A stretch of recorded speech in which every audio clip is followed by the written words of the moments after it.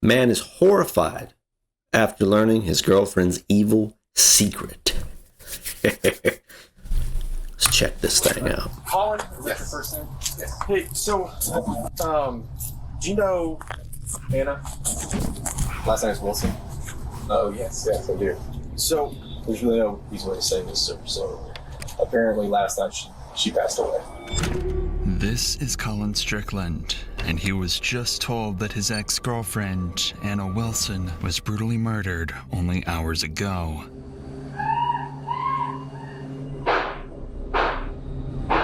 No! Austin 911, what's your emergency? My friend is staying with me, and I just walked in, and she's laying on the bathroom floor, and there's blood everywhere. Oh, she got shot? Do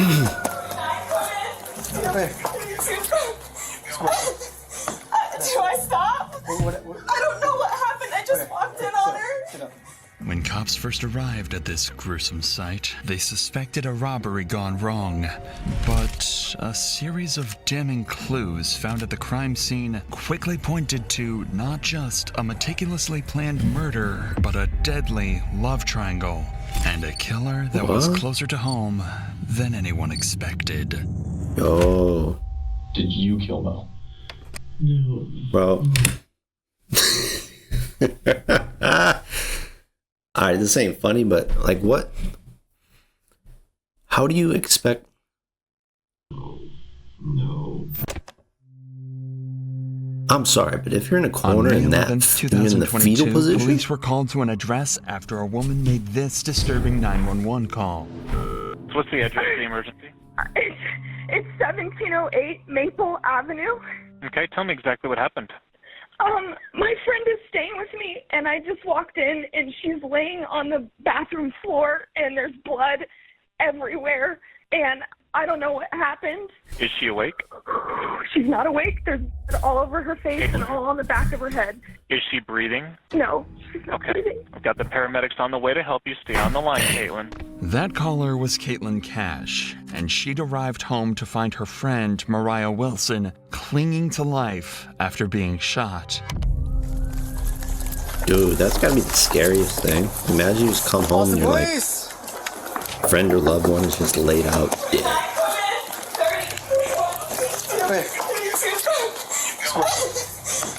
I stop? I don't know what happened. I just walked in on her. Sit up. Okay. One second. Yeah, here. Okay, I'll let you go so you can talk to them, okay?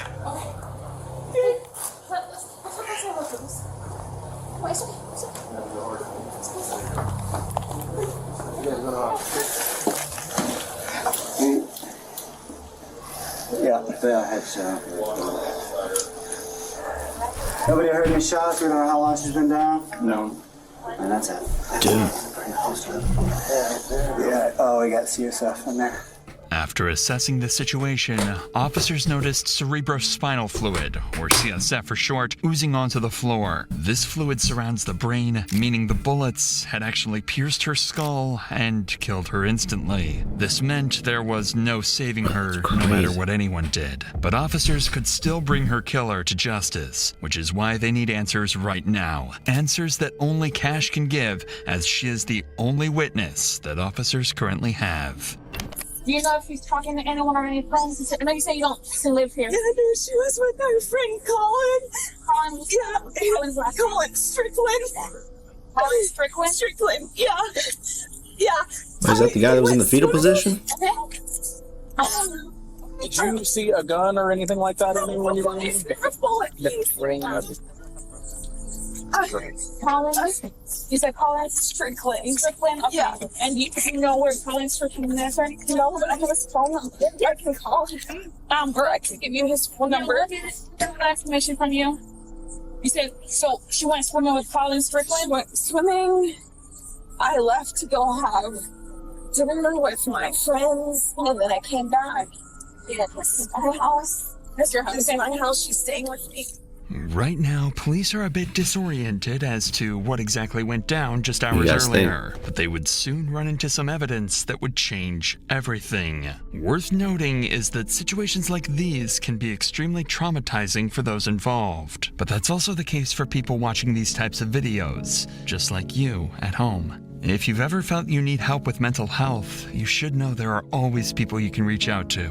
That's why I'd like to thank BetterHelp, the sponsor of today's video. I've partnered with them to provide you with an easy and simple solution to I'm gonna therapy. grab some water Therapy has helped me before I die. overcome my anxiety, manage my stress levels, and become confident enough to build a team that helped grow this channel to over 1 million subscribers. Thank you guys, by the way. The biggest problem I found with therapy is that you Dude, I was usually have to eating go a through a carrot. lot of therapists before finding the one that's right for And, you. BetterHelp makes this easy.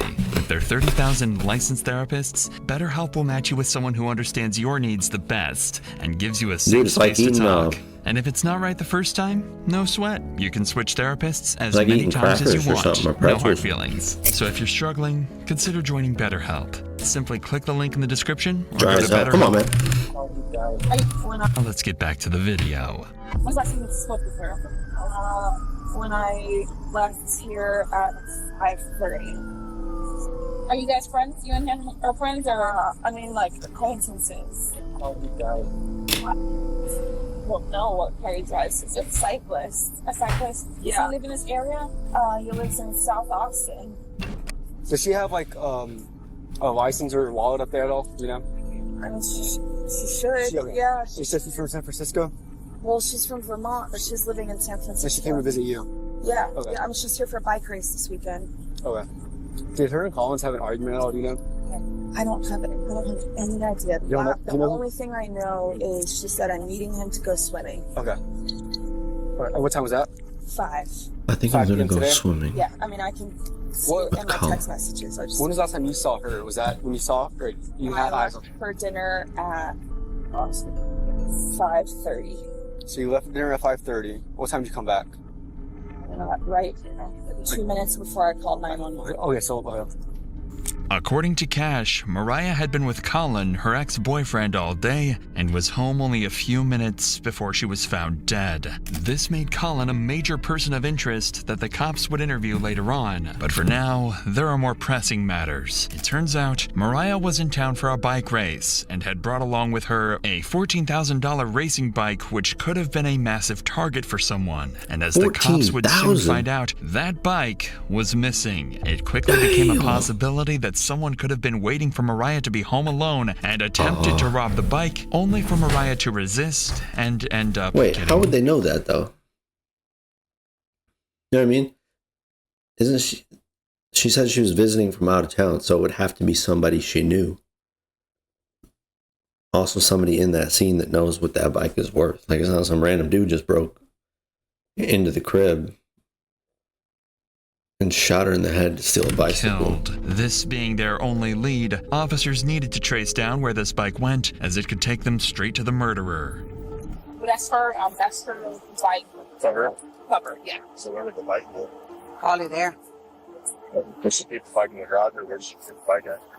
So if you right this first unit right here, this is her and these are her landlords. So this bike covering the. big yeah. So where would her bike be at? Where would she keep her bike? I mean, it would be right inside the door. Yeah. Is her bike's inside the door? Is there a bike? Anywhere? You see a bike? That bike's gone, man. She said she would put it right by the door. No bike. That's negative, Jobs. With no trace of the bike in the house, officers decided to begin searching the woods nearby when they made a discovery that showed them they were on the wrong track completely, leaving them with absolutely zero leads. Hey, come here. Somebody might be in here. This might be the bike. What is that? Okay, but hold on. Somebody might be in here. They found somebody? Okay. All right. Over there. At 432, I located the bike. Since the bike was dumped nearby, officers suspected that this was placed as a red herring for them to chase. Officers are being tricked, and if the killer is smart enough to trick officers, they're also smart enough to begin covering up their tracks. This is why the officers swiftly moved to gather evidence from the scene, the most important of which are the shell casings from the bullets used. There's one right there. You said right there. Where? There's one right there. Okay.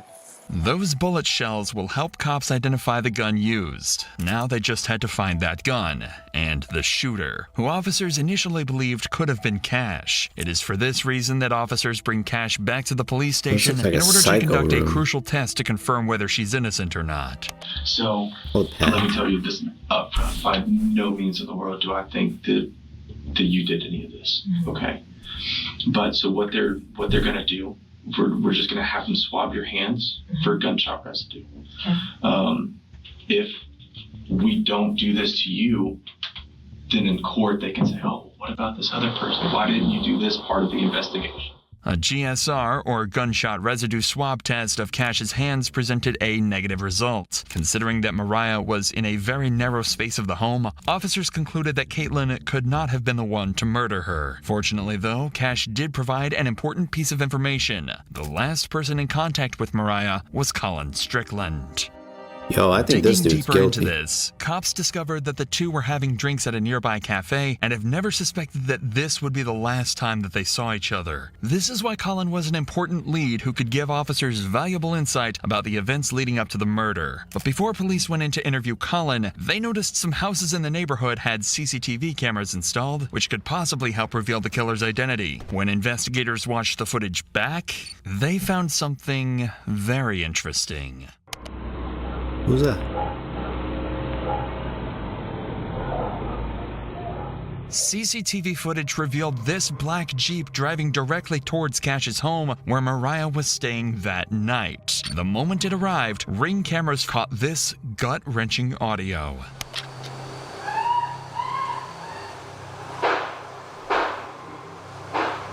And immediately after the shooting, the killer escaped. Dang, he's Although cooking this now. was a massive breakthrough, there was one glaring issue. That's the murder. Officers had no way of identifying the driver. After all, the cameras were too grainy and the vehicle was too far away for officers to get a shot of the driver or run the plates. However, only a few days later, they come across something incredibly interesting when going to question Colin Strickland, Mariah's ex-boyfriend.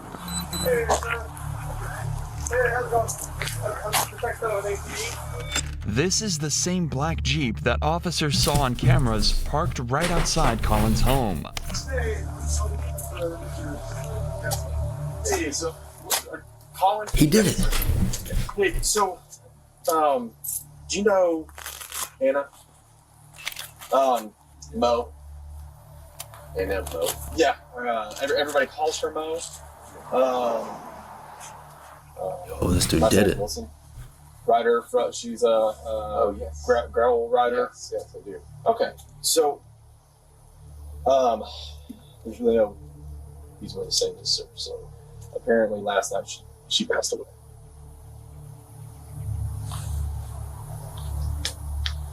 How did? Yeah. She right now it's an open investigation, but it is being investigated as a homicide. Right now, the cops know he was the last person to see her alive. They've discovered a vehicle in his driveway that matches the one captured on security cameras, and it even has a bicycle rack attached to the rear end. Colin Strickland has just become their number one suspect. But he doesn't realize this yet, as officers continue to question him. Okay.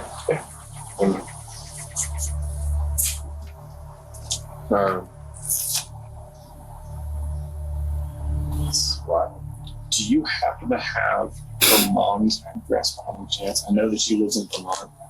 I have an address for her brother, but we're just trying to send someone to her mom's address instead of us actually calling her over the phone.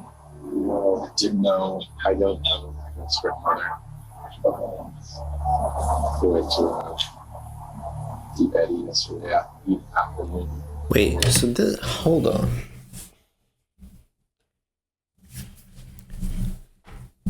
So this is the guy that was at. This is fucking insane. For the apartment she's been staying at. Yeah. Been after about 6:30. The cop intentionally avoided telling Colin how Mariah died, as they do with any suspect in a murder case, but they notice his body language is concerning, as he is barely able to look them in the eyes. This could either be because of pure shock, as the two had spent the previous day together, or in the worst case scenario, he's afraid to look them in the eyes because he had something to do with the murder. So to uncover these secrets, police started looking into Colin's life and his history with Mariah.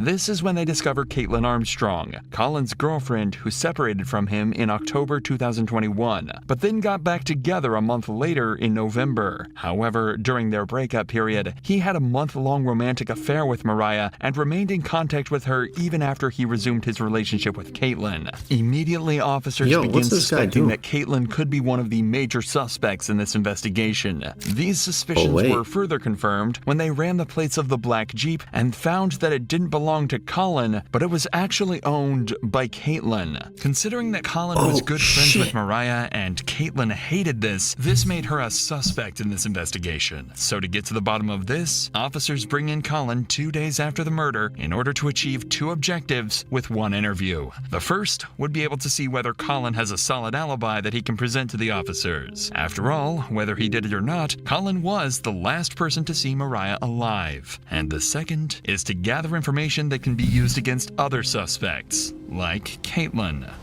And you said that y'all left around like 6:30 to. I don't think that's accurate because we must have left over at about 7:45 or even later, probably maybe more like 8. Yeah. Just as it was getting dark. Okay. Because we went straight to her place and it wasn't dark yet, but it was. I got you. It was cooling off, and it was like awesome evening. I remember that. Okay. Well, what about whenever y'all were at the bar? Was there anybody that was like watching y'all, or I was acting weird with Mo, or Mo didn't know she's watching them. Just lived here, so no, not at all. Yeah. Nobody. Anybody that like tried to hit on her at the bar or anything, or no? Okay. No, not that I saw. Nor that she mentioned. I didn't notice anything out of the ordinary, to be honest, at the bar. The cops are looking for more than just details of what he and Mariah did that day. They're going to try and figure out why exactly the black vehicle from the murder scene was conveniently parked at Colin's home. Whenever I was over there earlier, I saw there was the other car, because you said that you drive a motorcycle and then you drove the Mercedes. Drove Mercedes. Up here. I guess the other one is hers. My girlfriend, Caitlin. Okay, so that belongs to her. Okay. Yeah. All right, so you got back around like 7:30. I don't know exactly when that was. I think I texted Caitlin as I was leaving, just saying, hey, are you still out getting food? Yeah, more like 8:30 is when I dropped her off at her house. Okay. I think just before dark, because I texted Caitlin as I was after I left. Okay. And that was whenever you. It says 8:36. I think she was in a yoga class. She showed up. Time close. So you're not getting back home. She's not home. What time was it that she got home? Short right after I texted her, probably 9:20 or so. That's 9:21. Okay. Like where had she been? Like that whole. She had actually a laser hair removal appointment, she said, at 7 p.m. downtown. Uh-huh. And then after that, I'm not exactly sure. She had texted me asking if I wanted to meet up, and I didn't reply. And then I didn't see her or hear from her until I was back at home. And did she say anything like whenever she got home? Like where she'd been? No, but she was in her, like, a yoga outfit, carrying a yoga mat. Although Colin had heard from Caitlin the night of the murder, he couldn't give her a solid alibi and didn't even know exactly where she did her yoga classes. He also managed to avoid mentioning his romantic affair with Mariah, but he'll soon be left with no choice but to tell the cops everything. So how long had you and Caitlin been dating? About a year and a half, maybe 2 years, actually. Okay. And then how long was it that y'all had broken up whenever you and Mo got together? Not very long, actually. While you were dating Mo, Caitlin was still living with you? She was moving out. Oh, okay. I mean, she had another house. She had a sister in town, and yeah, it was definitely very. I was about to say that would probably be pretty. It definitely was awkward. It was kind of almost like something I felt like I felt like to force the situation, which is. Yo, this guy's fucked up, man. Why was it that you had to change the name from Mo? Oh, in your phone? Just because because in the past Caitlin hasn't looked at my phone, and I just didn't want to surface. Basically, that would always start fights. Exactly. Basically, nobody else can have you. Yeah. You know. So gets kind of jealous. Yeah, understandable. I mean, it wasn't exactly unique to know anything. Yeah, I got you. After listening to Colin, officers achieved what they set out to do. First, they cleared Colin, who had texts and times to back up his alibi. Secondly, they managed to gather information about Caitlin, whose entire story is shady. That means that out of the 3 suspects that officers have, Colin, Cash, and Caitlin, only Caitlin's movements are entirely unaccounted for. This is why cops were now more suspicious of her than ever, but had no irrefutable evidence to arrest Caitlin. At least, not until the cops searched the police database and hit the jackpot. Caitlin Armstrong had a warrant on her head for a minor infraction. It was all they needed to bring her in, and then use it as an excuse to question her about Mariah. All right, so I'm Detective Connor. Cops hit a jackpot, the warrant. So my partner is actually talking to Colin right now. So I wanted to come in here and start chatting with you and everything so you don't have to wait super long. So it sounds like you may have some information, may have witnessed something, so I just wanted to chat with you about some stuff. But you're here for a warrant right now, I guess. Are you familiar with what you have going on with that? No idea. Okay, so I guess it was like a theft of service warrant, something kind of minor. Nothing. Okay. So that's why you're here. You've got a theft of service warrant. That's why you got picked up today and everything. So I was just letting you know on that part. Observe how the detective maintains an almost nonchalant demeanor, despite the gravity of the situation. This is deliberately done to create a sense of security for Caitlin, ensuring she remains unaware that she is under any suspicion by the police. Despite this, Caitlin appears noticeably tense and uneasy. Can you tell me what it was that was the theft of service? I can look. I'm not sure what it is at this point, but I can look that up later and get you a little bit more information on that for sure.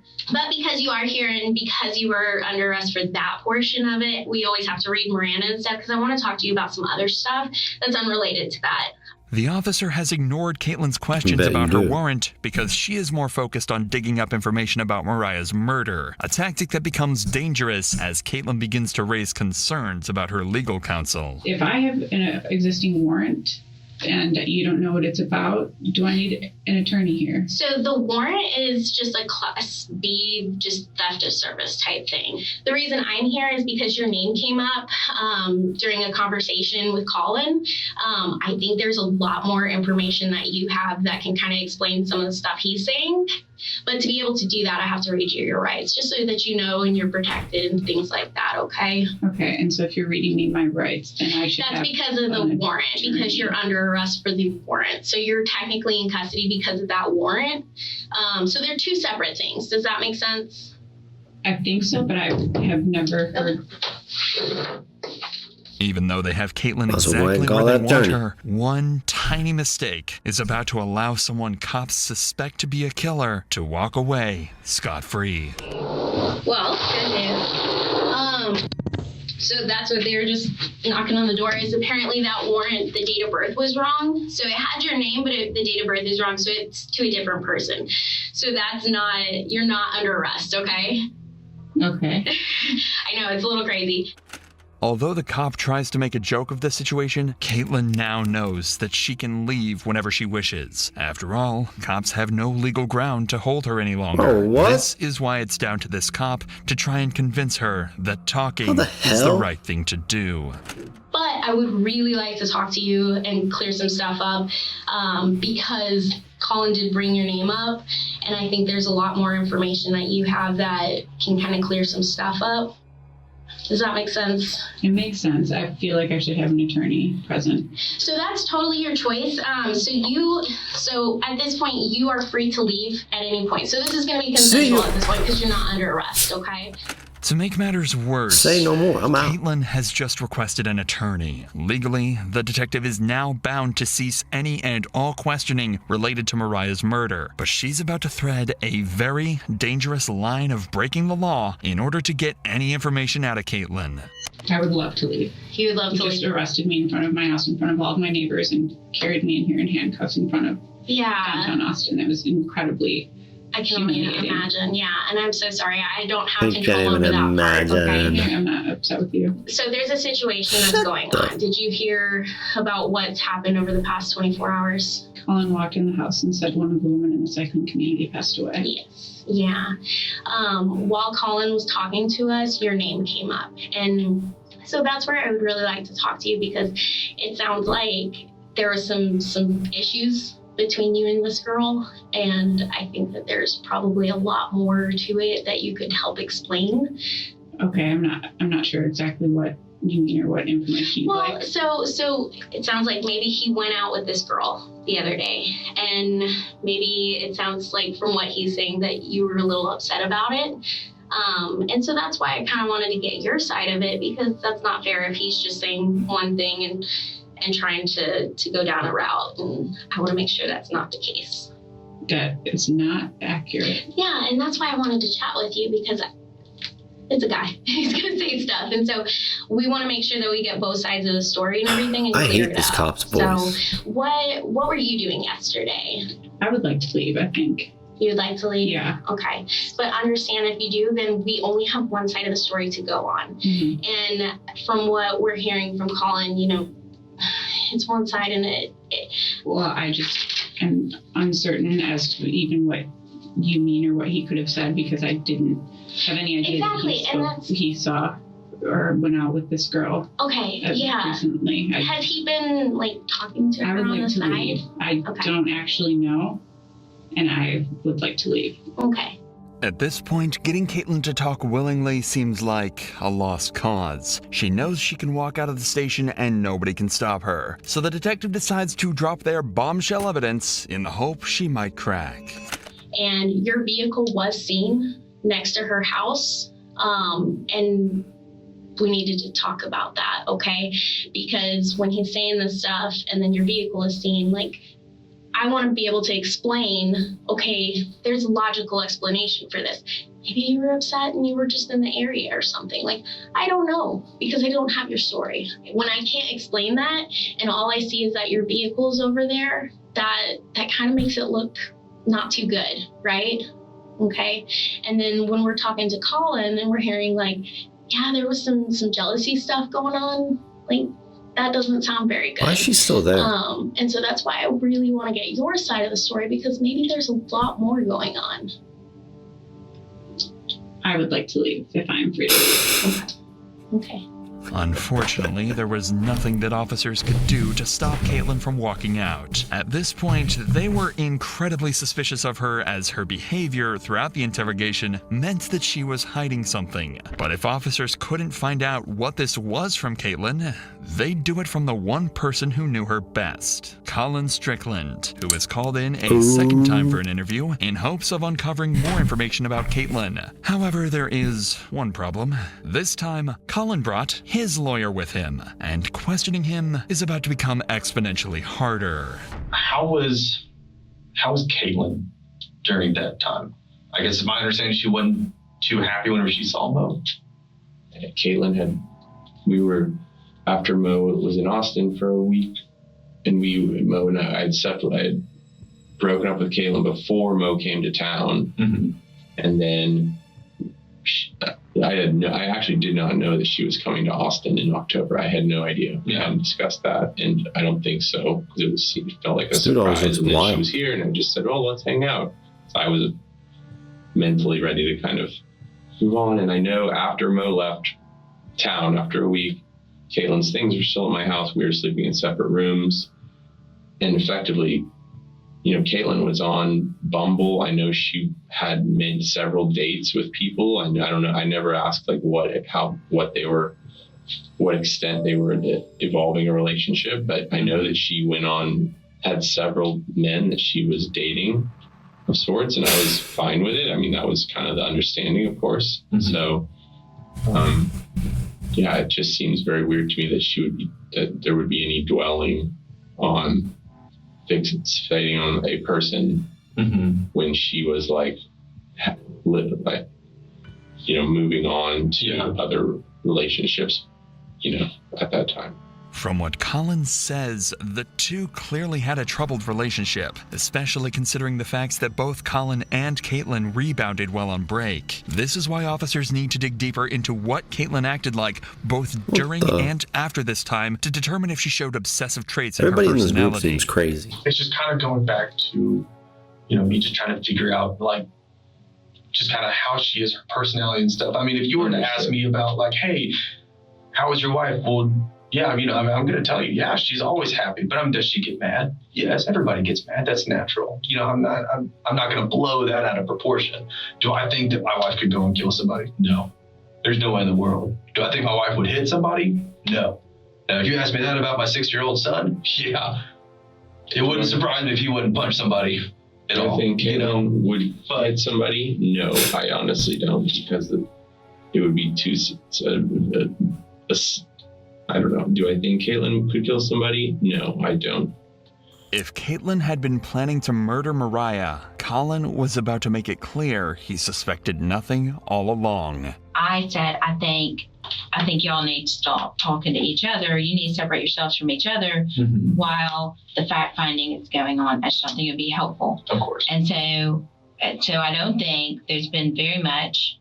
There's definitely not been any being together. Since she left. And I left Friday midday, eventually to get a new SIM card for my phone, which I assumed was okay. Yeah. Had the same number. You're allowed to have it. Yes, right. Yes. And then saw Claire. Since then, I haven't spoken with Caitlin or seen her. And so the two detectives came by my house yesterday. Looked at that, asking if she was there, if I had seen where she was. And my father had contacted her yesterday morning. He had gotten in touch with her. I gave him the number that Caitlin had given our mutual attorney. Has she ever mentioned in the past of wanting to hurt Mo? No, she's never mentioned wanting to physically hurt. Okay. Do you think that she is capable? If I thought she was physically capable of hurting another human, I would have extricated myself immediately from that situation. Not only not so much for my own personal safety, but my concern for another human. That's Kat. So what's that answer? The answer is no. Okay. I don't believe in any way she's capable of that. Okay. The gun range that she visited with her sister, do you know where that gun range is? I think it was South I-35. I told them to go to the Reds, which is now something else, which is the one I drove past on my way to school for 12 years at the Waldorf school. But they went to another one because a mutual friend had been there. You bought the guns, right? I bought the guns, yes. When was that? I think early December. Okay. There's a receipt with them. I'm sure you could look at the receipt. In an ironic twist, Colin had bought Caitlin a gun for self-defense, but after police conducted a firearm examination, it just so happened that the bullets it used were the same caliber that were found near Mariah's body. So far, the cops had evidence of Caitlin's car at the scene, they knew about her obsessive behavior, and they knew she owned the same model of gun that was used to kill Mariah. But while they searched for her whereabouts, the investigation continued to uncover crucial and damning evidence that not only heavily suggested Caitlin was responsible for Mariah's death, but also cleared Colin of any wrongdoing. The cops gathered all cell phone data and compared it to the surveillance footage, allowing them to map the movements of Mariah, Colin, and Caitlin on the night of May 11th, 2022. Colin and Mariah were at Pool Burger after their swim and were there around 7 p.m. When they left, they headed to Maple Avenue but didn't realize that Caitlin was stalking them and was driving in the same direction. Caitlin thought that turning off her cell phone would cover her tracks, but the surveillance footage caught her, and what it shows is a black Jeep eerily similar to Caitlin's closing in on the house where Mariah was killed. As Colin dropped Mariah off at the Maple Avenue address, both were completely unaware that Caitlin was secretly stalking them only yards away. The same black Jeep had driven down the back alley of Maple Avenue and was slowly heading toward Mariah's address. Moments after Colin left, a neighbor's doorbell camera captured audio of Mariah screaming for her life before she was murdered.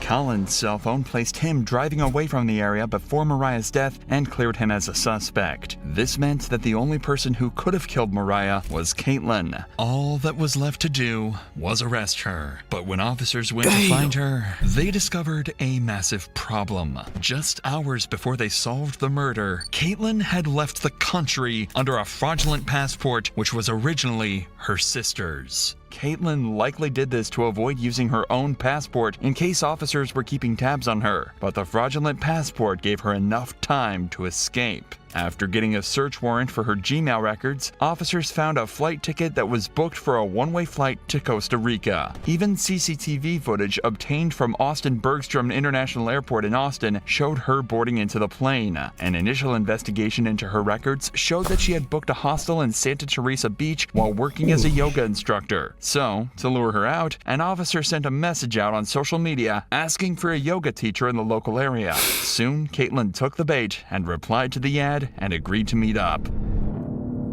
Damn. But in the month that she'd been on the run, she'd taken some extreme measures in order to conceal her identity. Caitlin had undergone several surgical operations to alter her appearance, but there was no fooling the arresting officer, who recognized Caitlin from her eyes. She was arrested and flown back to the United States, where she was charged with attempted murder. However, that wasn't the end of it, because in October 2023, Caitlin tried to escape again by taking advantage of a doctor's appointment outside of jail. She can be seen here fleeing from the cops after she jumped from a bathroom window.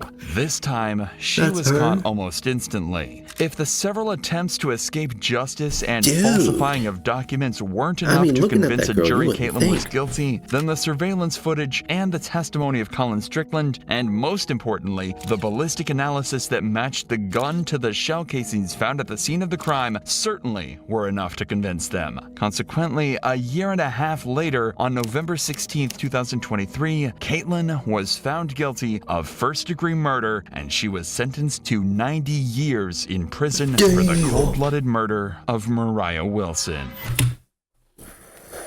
Holy shit. 90 years in prison for the cold-blooded murder. Bro, that is crazy. I thought it was the guy. He was in fetal position, man. How did he not have a reaction? Like how? Like imagine that. You're on a date with somebody, you drop them off. The next day they say, hey, this person you were with is dead. You're like, really? That's interesting that she's dead. It's like, what the fuck? And that girl is a psycho. She was following them and then murdered. Also, why does she murder the girl? Why not murder the guy? Right? I don't know. You never know who you're dealing with, bro. These people out here are fucking crazy.